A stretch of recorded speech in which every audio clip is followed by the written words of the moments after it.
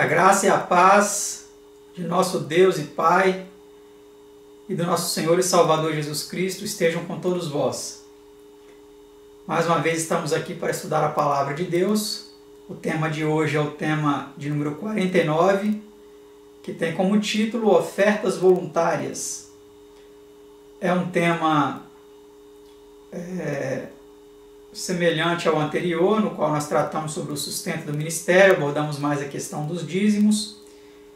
E nesse tema falaremos a respeito das ofertas voluntárias. Antes de darmos início, eu convido a você que se coloque de joelhos para elevarmos a Deus uma prece. Vamos orar?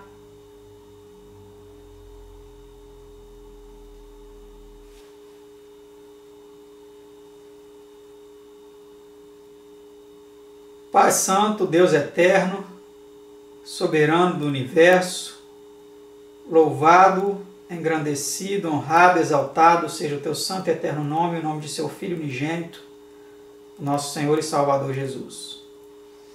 Mais uma vez estamos aqui, Senhor, para estudar a Tua Palavra, este tema de número 49 de nosso estudo, ofertas voluntárias. Suplicamos, Senhor, que nos conceda compreensão do assunto que estudaremos agora em Tua Palavra.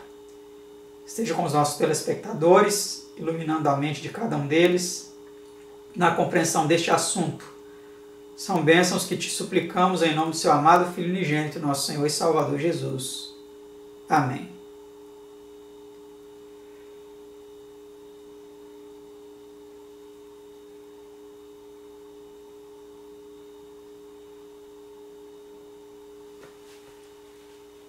O tema de hoje é composto por 16 perguntas e respostas, nas quais estaremos abordando o tema sobre as ofertas voluntárias. A primeira pergunta de nosso estudo, como você vê aí em sua tela, diz o seguinte: por meio de que ordenou o Senhor será a sua obra sustentada? Dízimos e ofertas, Malaquias 3, 8. Então, fica claro aí para nós, de forma resumida, o texto de Malaquias 3:8, dizendo que a obra de Deus é sustentada pelos dízimos e as ofertas. Pergunta 2. Como nos é ordenado entrar em seus átrios, nos átrios de Deus? Vejamos a resposta. Dai ao Senhor a glória devida ao seu nome, trazei oferenda e entrai nos seus átrios. Salmo 96, verso 8.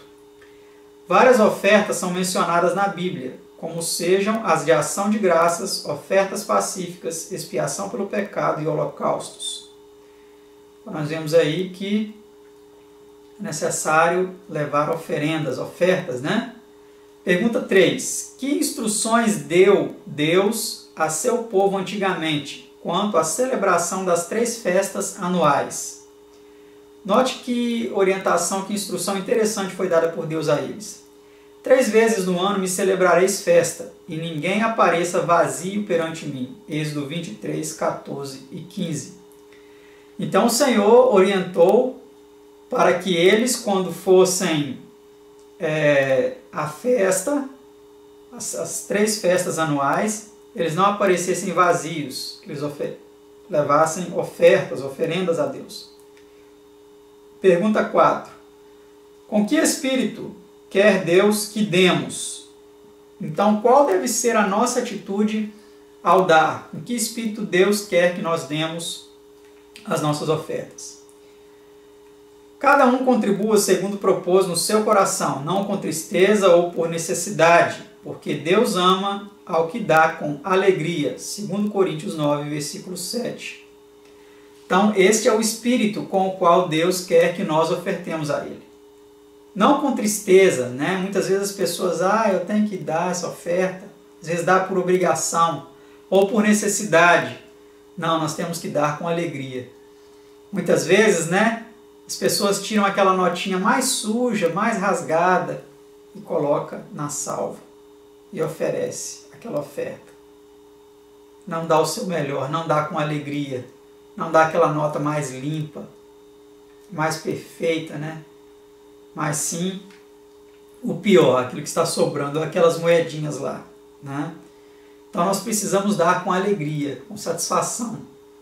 Pergunta 5. Sob que condições, disse Paulo, havemos de ter recompensa? Vejamos o que Paulo diz. Se o faço de boa mente, terei prêmio. 1 Coríntios 9, versículo 17.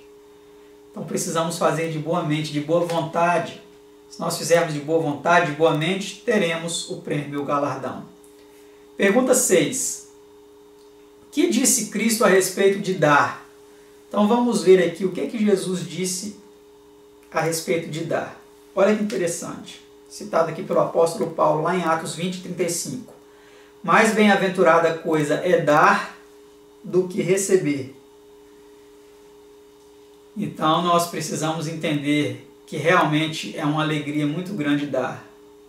Mais bem-aventurada coisa é dar do que receber. E quando nós fazemos isso, nós realmente experimentamos.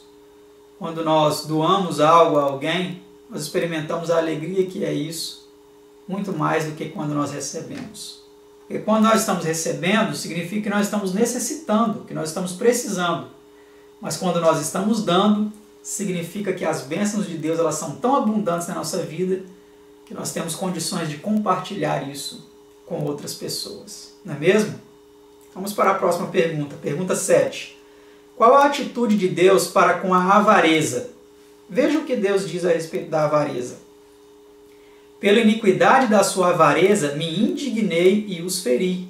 Isaías 57, 17. E vê Êxodo 18, versículo 21. É lógico que existem outros textos mais, que falam a respeito da avareza na palavra de Deus. Mas aí nós vemos que Deus ele se indignou por causa da avareza do seu povo. E os feriu, e os puniu. Próxima pergunta, pergunta 8. Outros textos dizem também que a avareza é idolatria. Mas vamos para a pergunta 8. Que advertência deu Cristo contra a cobiça? Vamos ver o que Cristo advertiu a respeito da cobiça. E disse-lhes, acautelai-vos e guardai-vos da avareza, porque a vida de qualquer não consiste na abundância do que possui. Lucas 12, versículo 15. Então nós precisamos nos acautelar. Estar realmente atentos para que não deixemos a avareza, a cobiça, tomar conta de nosso coração, a tal ponto de retermos os dízimos e as ofertas, ou as dádivas que podemos oferecer às pessoas necessitadas. Porque a vida de uma pessoa não consiste na abundância daquilo que ela possui. Para muitos é assim que funciona, Aquele que possui muito, esse é uma pessoa benquista na sociedade, esse é uma pessoa que merece consideração, etc. e tal. Mas Jesus disse que não é bem assim, Vamos para a próxima pergunta, pergunta 9. Como, na parábola, considerou Deus o homem rico egoísta? Então veja aí a continuação do que é falado aí a respeito desse homem rico egoísta. Mas Deus lhe disse, louco, esta noite te pedirão a tua alma, e o que tens preparado? Para quem será? Lucas 12, versículo 20. Então este homem, ali se nós lemos a parábola, vamos ver que quando ele plantou, ele percebeu que a sua colheita ia ser maior do que a sua capacidade de armazenamento, essa colheita. Então ele disse, eu vou destruir esses celeiros e vou construir celeiros maiores, para que quando a minha colheita, quando estiver no momento de fazer a minha colheita, eu consiga então armazenar toda ela em novos celeiros, em maiores celeiros. Mas foi dito a ele, louco, essa noite te pedirão a tua alma. Para quem serás? O que tens preparado e para quem serás? Então precisamos realmente considerar muito bem essa parábola para que isso não aconteça conosco. Pergunta 10. Que aplicação faz Cristo dessa parábola? Então veja a aplicação que Cristo faz dessa parábola. Assim é aquele que para si ajunta tesouros e não é rico para com Deus. Lucas 12, 21 e 1 Timóteo 6, verso 7. Então, todo aquele que ajunta para si tesouros e não é rico diante de Deus, rico em boas obras, rico em generosidade, rico em prestatividade, etc. e tal, esse também é louco como aquele homem que estava acumulando, mas que naquela mesma noite morreria. E não estava acumulando tesouros no céu, como ele deveria. Pergunta 11. Por que meios podem os homens a juntar tesouros no céu. Então, como é possível? Como que nós podemos hoje ajuntar tesouros no céu? O que precisamos fazer para que isso aconteça? Será que é possível ajuntar tesouros no céu? Veja o que a palavra de Deus diz. Vendei o que tendes e dai esmolas. Fazei para vós bolsas que não se envelheçam, tesouro nos céus que nunca acabe, aonde não chega ladrão e a traça não rói. Lucas 12, 33 e vê 1 Timóteo 6, verso 7. Então, o nosso Senhor Jesus nos orienta, né, que nós realmente façamos isso. Vendamos nossas posses, doemos, demos esmola para as pessoas que necessitam, para assim juntar tesouros no céu. Mas poucas pessoas estão dispostas a fazer isso, né? Pergunta 12. Que recomendação foi Timóteo instruído a dar aos ricos? Veja aí o que Paulo orientou Timóteo a falar aos ricos. Manda aos ricos deste mundo que não sejam altivos, nem ponham a esperança na incerteza das riquezas, mas em Deus, que abundantemente nos dá todas as coisas para delas gozarmos. Que façam bem, enriqueçam em boas obras, repartam de boa mente, e sejam comunicáveis, que entesourem para si mesmos um bom fundamento para o futuro, para que possam alcançar a vida eterna. 1 Timóteo 6, 17 a 19. Então nós vemos aí que Timóteo foi orientado, né, pelo apóstolo Paulo a mandar aos ricos que não colocasse o seu coração, a sua esperança nas incertezas das riquezas, mas em Deus, né? Porque é Ele que nos dá abundantemente todas as coisas. Que os ricos fizessem o bem, enriquecessem, mas não em dinheiro, em ouro, em tesouros aqui nessa terra, mas enriquecessem em boas obras, que eles repartissem de boa mente, de boa vontade, que eles fossem comunicáveis, que eles fossem acessíveis àqueles que necessitassem deles, né? Essa que foi a orientação que Paulo passou para que Timóteo passasse para os ricos, né? Pergunta 13. Como considera Deus essa maneira de proceder? Vamos ver como Deus considera essa maneira de proceder. Não vos esqueçais da beneficência e comunicação, porque com tais sacrifícios Deus se agrada. Hebreus 13, versículo 16. Então, com esses sacrifícios, com a beneficência, com a bondade, com a liberalidade, em doar àqueles que necessitam, com essas coisas Deus se agrada grandemente, né? Pergunta 14. Segundo que regra deve a pessoa dar? Será que existe uma regra para que a pessoa, então, faça doações? Vamos ver o que é dito nas Sagradas Escrituras. Cada qual conforme ao dom da sua mão, conforme a bênção do Senhor teu Deus, que lhe tiver dado. Deuteronômio 16, versículo 17. Então nós vemos aí que cada um deve dar então conforme aquilo que recebeu. Se eu recebo pouco, se eu tenho poucos recursos, eu vou dar na proporção daquilo que eu recebo das mãos de Deus. Se eu tenho muito, se eu sou uma pessoa abastada, se eu sou uma pessoa rica em posses neste mundo, então eu também posso doar muito, uma grande quantidade para mais pessoas, para abençoar muitas outras mais pessoas. Então essa é a orientação, né? Cada um deve doar, cada qual deve compartilhar conforme o dom da sua mão, conforme a bênção que o Senhor, nosso Deus, nos tiver dado. Próxima pergunta e a penúltima de nosso estudo, a pergunta de número 15, que você vê aí agora em sua tela, que diz assim: sob que condições são as ofertas agradáveis a Deus? Quais são as condições, então, pelas quais as ofertas elas são agradáveis a Deus? Vamos ver. Porque se há prontidão de vontade, será aceita segundo o que qualquer tem, e não segundo o que não tem. Segundo Coríntios 8, versículo 12. Então as ofertas são agradáveis a Deus sobre essas condições, sobre o que tem. Você não vai dar sobre aquilo que você não tem, né? Então ela será aceita segundo o que qualquer um tem, e não segundo aquilo que ele não tem. Se você não tem nada, se você não tem renda, se você não tem trabalho, de onde você tirar o sustento, de onde você vai tirar ofertas, dízimos para poder doar? Não. Então a palavra de Deus ela orienta que cada um deve doar segundo aquilo que tem, e não segundo aquilo que ele não tem.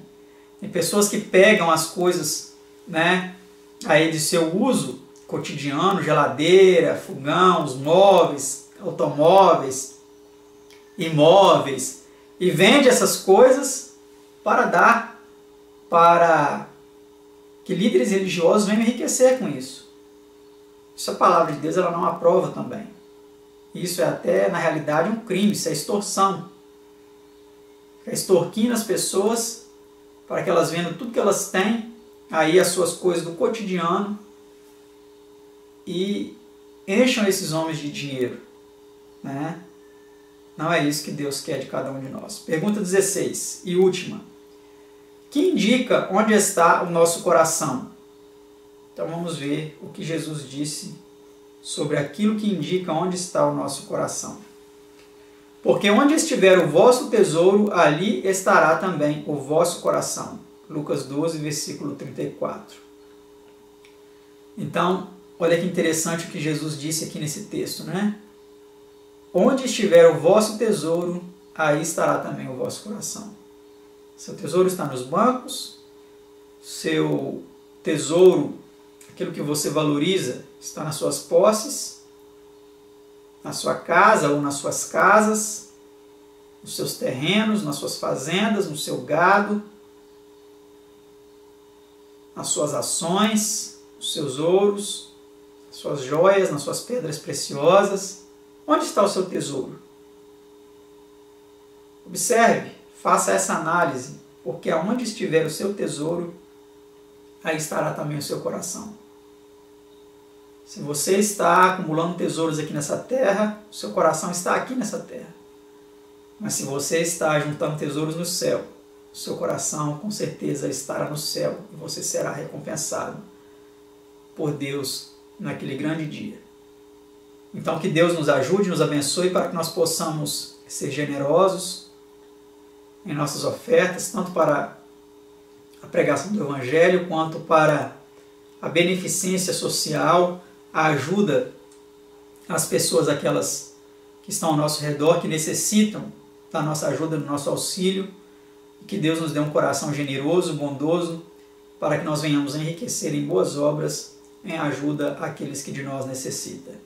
Que Deus nos abençoe, obrigado pela companhia, pela presença, e que as bênçãos de Deus continuem sendo abundantes em vossas vidas, é o que eu lhes desejo, em nome de nosso Senhor e Salvador Jesus Cristo. Amém. Até o nosso próximo estudo, se assim Deus nos permitir. Tchau!